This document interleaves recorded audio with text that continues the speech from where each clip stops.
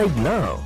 नालंदा में उत्तर प्रदेश माध्यमिक शिक्षक संघ के ठकुराई ग्रुप ने ऑनलाइन शिक्षण प्रणाली को बंद करने के लिए ज्ञापन दिया।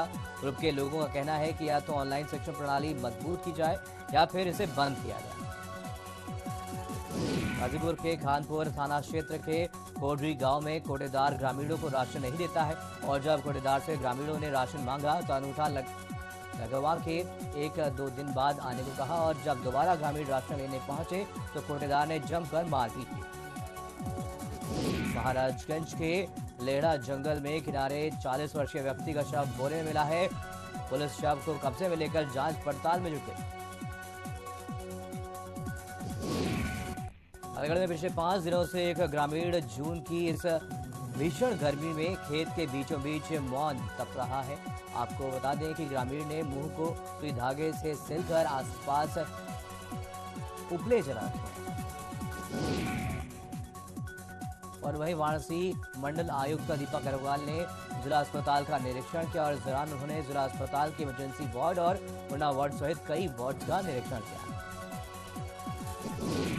बुलंदशहर के VIIT कॉलेज में बनाए गए कोविड-19 L1 श्रेणी एक्सटेंशन हॉस्पिटल का निरीक्षण जिलाधिकारी रविंद्र कुमार ने स्थलीय निरीक्षण कर व्यवस्थाओं का जायजा लिया। आगरा में कोरोना वायरस संक्रमण तेजी से बढ़ता जा रहा है। ऐसे में समय से जांच रिपोर्ट न आने के कारण कई लोगों को अपनी जान गंवानी पड़ रही है और आगे से ऐसा ना हो इसलिए ताजनगरी में टूनॉट मशीन लगाई गई है ताकि मरीजों की फौरन जांच की जा सके। उन्नाव की सफीपुर स्थित नगर पंचायत कार्यालय में मनोनीत सभासदों का शपथ ग्रहण समारोह हुआ। क्षेत्रीय विधायक अंबालाल दिवाकर ने सभासदों को शपथ दिलाई और वहीं लखनऊ में गूगल मीट के माध्यम से डीएम अभिषेक प्रकाश ने कोविड से बचाव रोजगार सृजन पर ऑफिसर्स के साथ समीक्षा की। गोरखपुर में डीएम एसएसपी ने पैदल गश्त किया है और राजघाट क्षेत्र के पांडेहाता घंटाघर में गश्त व्यापारियों को दुकान खोलने हेतु आवश्यक दिशा निर्देश भी दिए गए। और वहीं हरदोई में कोरोना महामारी को लेकर के चल रहे लॉकडाउन के कारण 24 मार्च से 30 जून तक बंद रहने वाले परिषदीय स्कूलों के बच्चों को मिड डे मील का राशन उनके घर पहुंचाया जाएगा। सीतापुर में कोरोना जांच के नाम पर एक साथ सैकड़ों ऑटो चालकों को बुला लिया गया और एक साथ इतनी संख्या होने के कारण लंबी कतार लग गई और जांच के नाम पर 2-4 पुलिसकर्मी बस नाम नोट करते हुए नजर आए।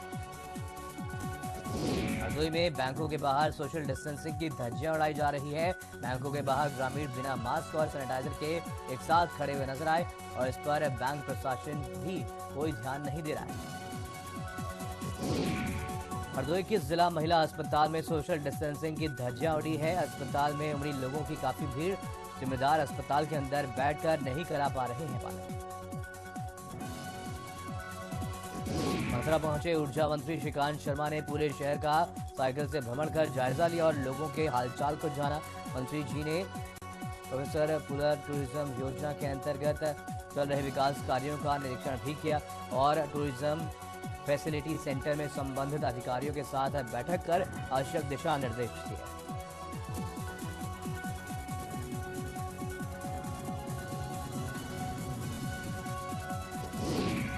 उत्तर प्रदेश के डिप्टी सीएम केशव प्रसाद मौर्य ने लखनऊ के शहीद पथ से एयरपोर्ट के लिए बनाए जा रहे एलिवेटेड फ्लाईओवर का निरीक्षण किया। अंबेडकर नगर में संविदाकर्मी लाइनमैन की मौत से आक्रोशित ग्रामीणों ने शव रखकर टांडा हंसवर मार्ग पर जाम लगा दिया।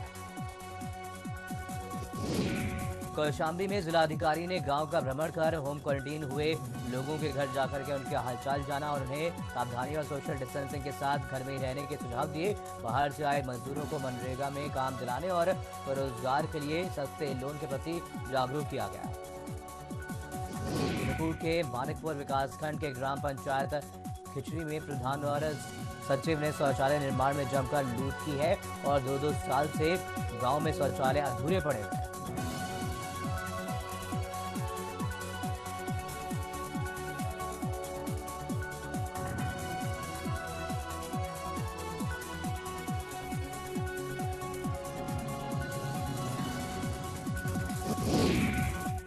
और वहीं मुजफ्फरनगर में थाना अध्यक्ष के लिए जनता धरने पर बैठी। सिल्लौली कस्बे के बाजार बंद कर लोग थाना अध्यक्ष के समर्थन में धरने पर बैठे और शराब माफियाओं पर थाना अध्यक्ष ने कसी नकेल। मुजफ्फरनगर पुलिस का ऑपरेशन क्लीन लगातार जारी है। पिछले 24 घंटे में पुलिस और बदमाशों के बीच तीसरी मुठभेड़ हुई है। शीशीटर बदमाश शाहिद गोली लगने से घायल हो गया। बदमाश से एक बाइक, एक कवंचा, 4 कारतूस बरामद किए गए।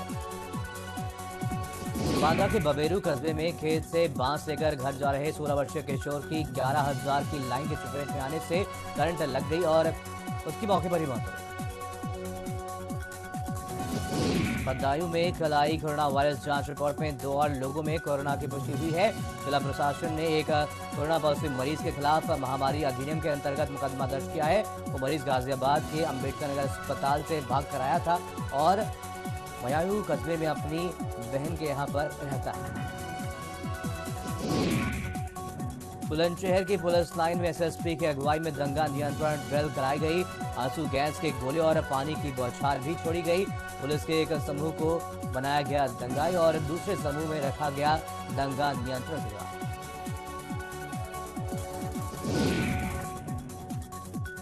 और वहीं हरदोई में पुरानी रंजिश के चलते पड़ोसी ने युवती के घर में घुसकर के छेड़खानी और मारपीट की है। पीड़ित युवतियों ने की शिकायत पर पुलिस कोई कार्रवाई नहीं कर रही है।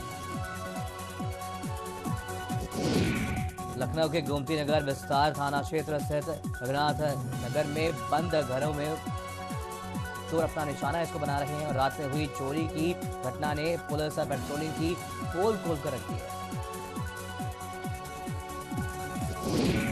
मुजफ्फरनगर में कोरोना पॉजिटिव की संख्या 64 हो गई है और जिले में मंगलवार की शाम को 81 कोरोना सैंपल रिपोर्ट में 7 सैंपल पॉजिटिव पाए गए। आपको बता दें कि मुजफ्फरनगर जनपद में इस समय एक्टिव कोरोना संक्रमितों की संख्या 64 है।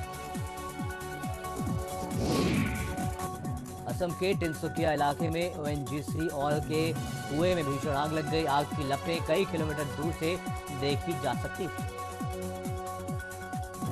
जिम बंद होने से जिम चलाने वालों के आगे भूखे मरने की नौबत सी आ गई है, जिसके विरोध में लुधियाना के जिम मालिकों ने अपने बच्चों संग सड़क पर डंबल रख के विरोध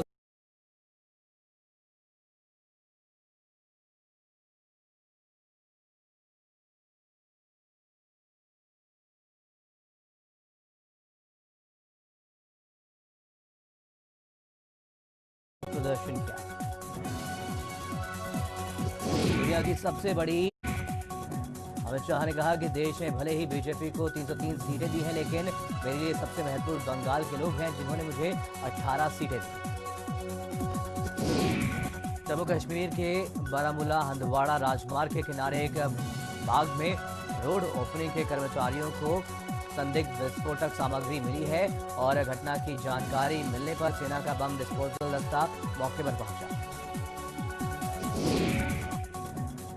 जम्मू कश्मीर में सेना के बम डिस्पोजल स्क्वाड ने पुरी सेक्टर के नवा और दर्दकोट गांव के पास एक मोर्टार को नियंत्रित किया है और पुंछ और उरी सेक्टर में सीमा पार से लगातार गोलीबारी और छोटे हथियारों से हमला जारी है। और वहीं सुप्रीम कोर्ट ने सरकार को आदेश दिया है सभी प्रवासी श्रमिकों को 15 दिनों के भीतर उनके घर वापस भेजा जाए। साथ ही लॉकडाउन के आदेशों का उल्लंघन करने वाले प्रवासियों के खिलाफ दर्ज सभी मामले वापस किए जाए। सुप्रीम कोर्ट ने कहा कि केंद्र और राज्य सरकार सुव्यवस्थित तरीके से प्रवासी मजदूरों की सूची बना करके उनके कौशल के अनुसार रोजगार उपलब्ध करवाए।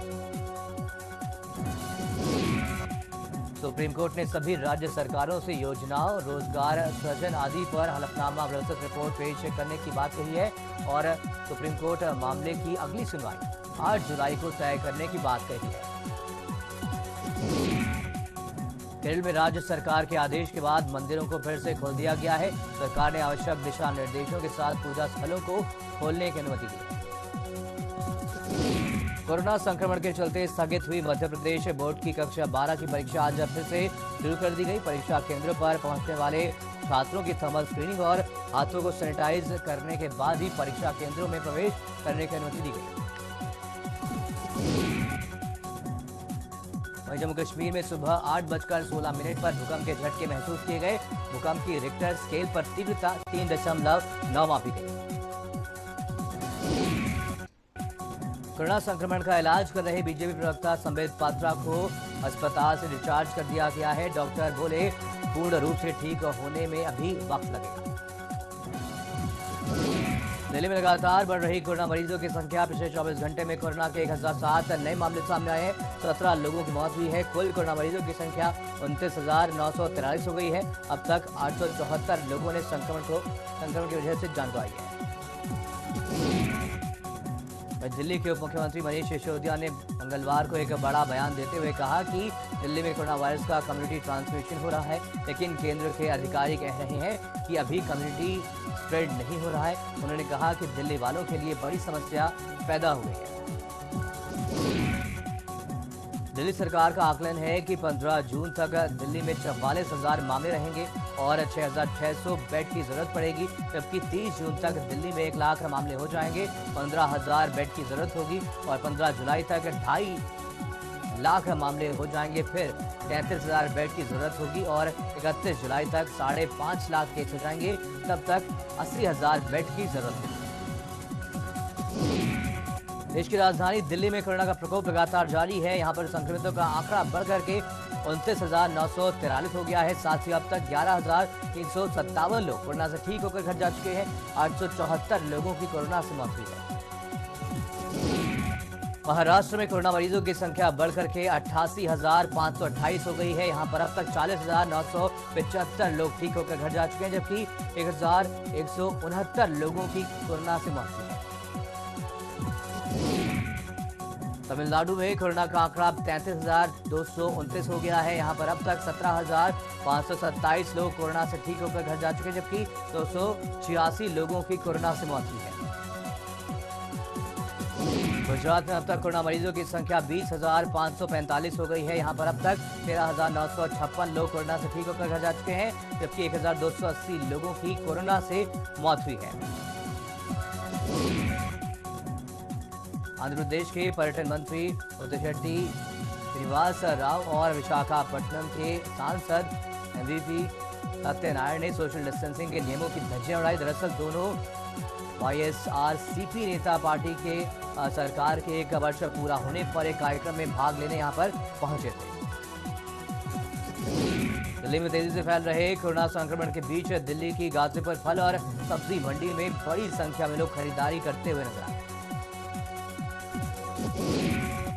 कोरोना संक्रमण के चलते केरल कोची में सेंट फ्रांसिस जेवियर समेत कई चर्चों को श्रद्धालुओं के लिए 30 जून तक नहीं खोलने का निर्णय लिया गया है।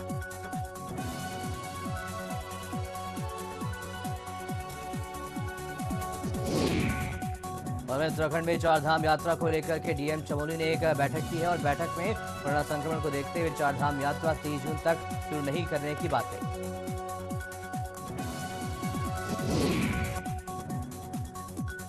राजस्थान के जोधपुर में लॉकडाउन में मिली ढील के बाद होटल्स को फिर से खोल दिया गया है, जिसके चलते होटल्स में स्वच्छता और सैनिटाइजेशन की उचित व्यवस्था की गई है।